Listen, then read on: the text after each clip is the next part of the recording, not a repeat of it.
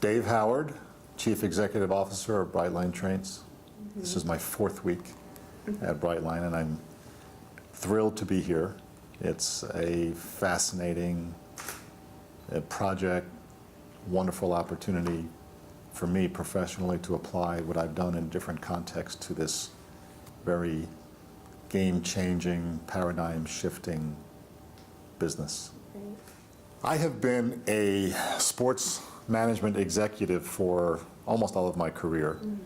I first started in sports as a lawyer, and I worked in a legal position with Major League Baseball, and then went from there to the New York Mets, originally as the general counsel, and then very quickly started taking on more and more responsibilities to the point that I was running the business operations for the New York Mets for most of my time. Most of my 21 years I was with the organization. The largest project, although I was involved with many, but the largest was the design, development, and opening of Citi Field, the new ballpark of the Mets that opened in 2009. And I then went from the Mets to Madison Square Garden Sports, where I was the president of that company's sports division, which includes the New York Knicks, the New York Rangers, the New York Liberty, all of their college sports events, and all special events that occur with a sports theme, whether it be tennis or wrestling or boxing and things of that nature.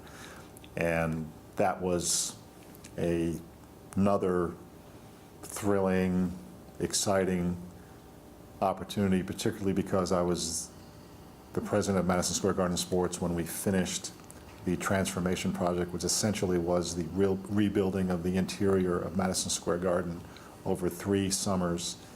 And so I was there for the grand reopening and launch of that project. And so I see a lot of similarities with regard to what we're doing here with Brightline. It is very easy to adjust to Miami from New York in March. So this has been a wonderful transition in that regard. I love the city. I love the energy. I love the diversity. It's one of the things I've loved about New York is the diversity, especially for me working a lot of my career in Queens. And when you get on the 7 train to go into to Manhattan, it's just amazing when you look around the car and you see the wonderful diversity. And I'm very comfortable here. The relocation was an issue for me because I've been in New York my whole life, and we have so many very long-standing connections and friendships. But now that I'm here for a month, I wonder why I was hesitating. I'm very happy here. I have met people. I've been at several events where I have met many people in the business community in particular, and it's been wonderful, very warmly welcomed, a lot of very positive expressions of interest in Brightline, and especially from the business community, there was a lot of expression how Brightline is going to solve an important need of theirs with regard to the ability to travel in an effective and efficient manner up and down the Southeast corridor, just from a business standpoint, just the efficiency and the productivity that will bring and allow them essentially to grow their business and expand their reach. That's all very encouraging. I've assumed, and that was my intuition and instinct when I heard about this project for the first time several months ago, and the conversations and the anecdotal information seems to be confirming that, and quite frankly, we have some very recent extensive market research data that is also amplifying that aspect of the level of interest in the community for our service. I have been immersed in getting up to speed, and I've been sprinting, and a lot of the expressions, drinking from a fire hose, very appropriate, and it's been very encouraging, challenging at times, but the team here has really helped facilitate my transition. We have an excellent team of executives and teammates here that are very committed, and obviously many of them have been working on this project for quite some period of time, so there is a lot of that institutional knowledge that I can rely upon to inform my perception of the issues and, quite frankly, my judgment and direction and advice as we move forward. So it's been terrific, actually, very energizing, and I'm very excited about the opportunity. The short-term goals are to get us ready to launch our service this summer.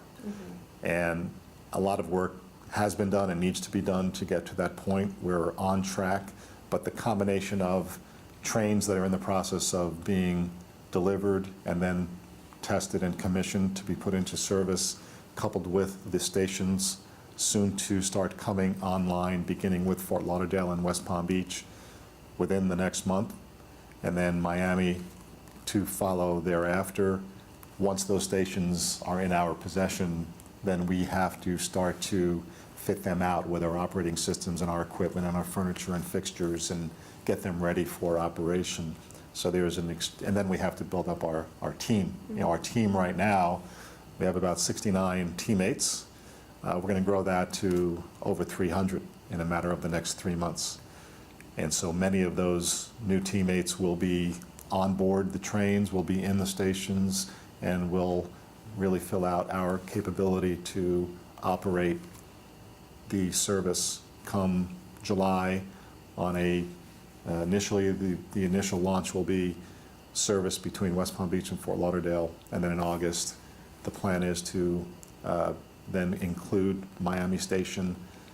Limited introductory schedule, not full schedule. The full schedule will wait till after Labor Day and in September, when we'll be running full schedule among the 3 cities. When I started here about a month ago, and we issued press release, and there was the sports community picked up on it, right? The Sports Business Journal in particular had an article, and as you might imagine, I got a lot of reactions, whether they be in LinkedIn or even directly, about what do you know about running trains? And I found that funny because, although I've spent a lot of time on trains in my life growing up in New York, so I do have a lot of firsthand experience. But when you look at how we're going to be running this business, so you look at ticket, we're going to be selling tickets to our guests. And again, we use the term guest because we want them to be treated as guests and not purely as passengers. So as we sell tickets, we'll be selling tickets in a variety of formats. Individual tickets for single use, packs, 10 packs, for example. There'll be a 3-day pass, there could be a weekly, there could be a monthly, there could be annual, there could be these corporate passes, there'll be groups, there'll be charter. Well, when you run a sports organization, you sell tickets in single game tickets, packs, partial plans, which is part of the year, half plans, full season plans, you sell groups, you sell special events. So that concept of how you sell them and the manner in which it is done, and even how you price them based on demand, and you have variable pricing and you have dynamic pricing, there are absolute close parallels there. We will be serving food and beverage in our stations and on our trains. That's a very important part of the experience, vitally important part of a sports experience. It can really make or break the event or the game. And we're going to be treating that in a very similar way. It must be enhancing the experience on our trains, both in the station and on board. The way the trains are designed, as much as people may have seen pictures, the pictures, as amazing as they are, don't do it justice. When you're in these trains and you see how spectacularly beautiful they are, it is unlike any train you've ever been on.